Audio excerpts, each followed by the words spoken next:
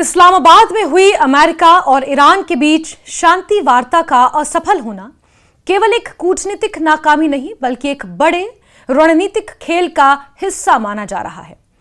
सतह पर यह बातचीत शांति स्थापित करने की कोशिश लगती है, लेकिन कई विश्लेषकों और रिपोर्ट्स के अनुसार इसके पीछे कहीं ज्यादा जटिल और दूरगामी रणनीति छिपी हो सकती है, जिसमें अमेरिकी राष्ट्रपति डोनाल्ड ट्रंप की राजनीतिक और सैन्य दोनों तरह की गणनाएं शामिल हैं, यानी कि कैलकुलेशंस हैं।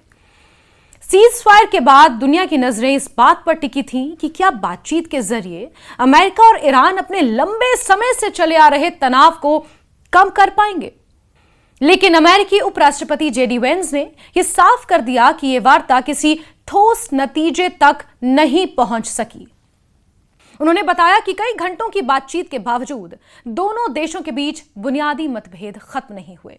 खासतौर पर ईरान के परमाणु कार्यक्रम को लेकर अमेरिका की सख्त शर्तें और ईरान का उन्हें ना मानना इस विफलता का मुख्य कारण बना।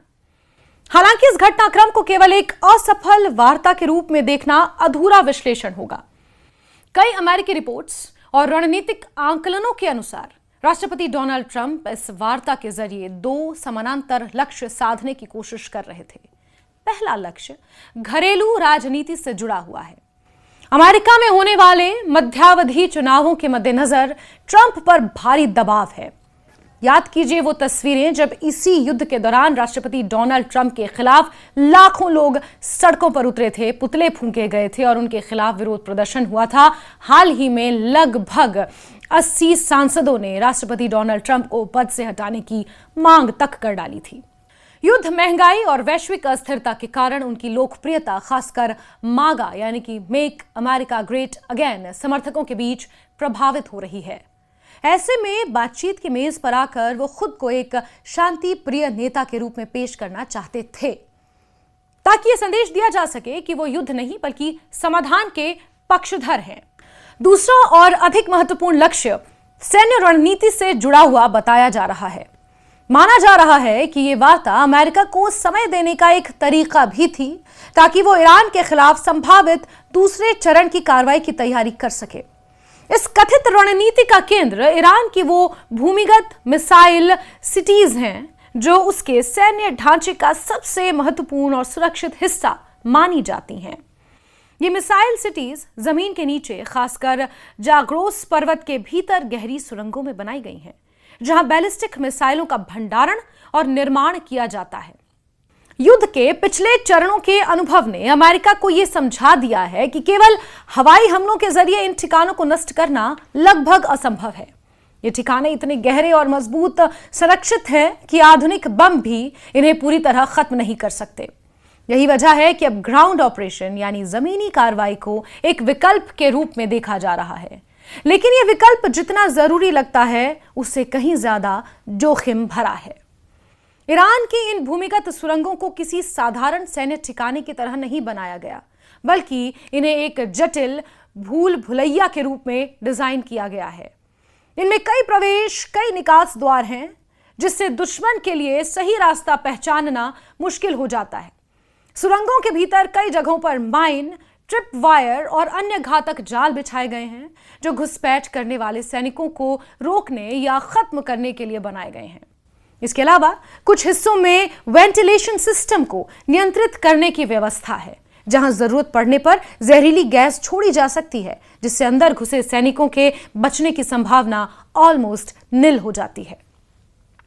इन सभी कारणों से यह स्पष्ट होता है कि यदि अमेरिका किसी जमीनी अभियान की ओर बढ़ता है तो वो एक बेहद कठिन और खतरनाक सैन्य ऑपरेशन होगा। यही कारण है कि विश्लेषक मानते हैं कि फिलहाल कूटनीति और सैन्य तैयारी एक साथ चल रही है। एक तरफ बातचीत का मंच तैयार किया जाता है ताकि अंतर्राष्ट्रीय स्तर पर समर्थन और वैधता बनी रहे, वहीं दूसरी तरफ संभावित संघर्ष के लिए जमीन तैयार की जाती है, और यही हो रहा है। इस पूरे परिदृश्य में इजराइल की भूमिका भी महत्वपूर्ण मानी जा रही है।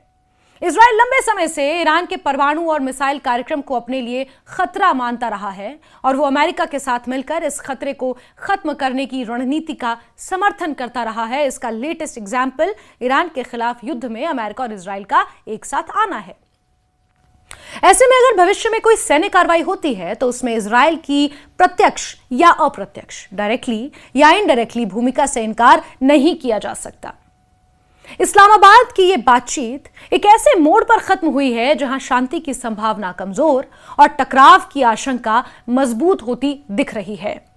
यह कहना अभी बहुत जल्दबाजी होगा कि अमेरिका वास्तव में जमीनी युद्ध की ओर बढ़ेगा या नहीं, लेकिन इतना साफ है कि मौजूदा हालात केवल कूटनीति तक सीमित नहीं रहने वाले। इसमें राजनीति, सैन्य रणनीति, वैश्विक शक्ति संतुलन, तीनों की गहरी परतें शामिल हैं जो आने वाले समय में मध्य पूर्व और दुनिया की दिशा तय कर सकती हैं। लेकिन आपको यह भी जानकारी दे दें कि दोनों डेलीगेशंस इस्लामाबाद से वापस जा चुके हैं। अमेरिकी डेलीगेशंस भी अपने बयान जारी करके प्रेस कॉन्फ्रेंस में एक प्रस्ताव ईरान को देकर उसके सामने रखकर वापस जा चुका है।